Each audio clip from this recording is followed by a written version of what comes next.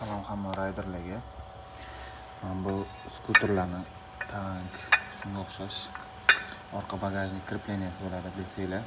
Ko'pchilikdan sinib ketadi, mana bu yerdan, har xil joydan.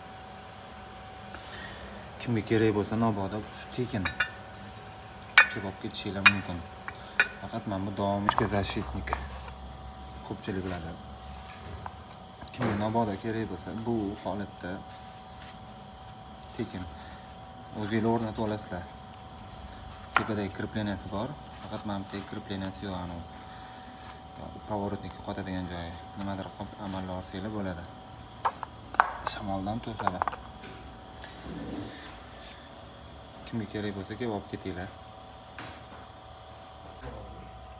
Bunaqa ruchkalar bor. Bu holatda dronga tushadi. Chap tomon ruchka.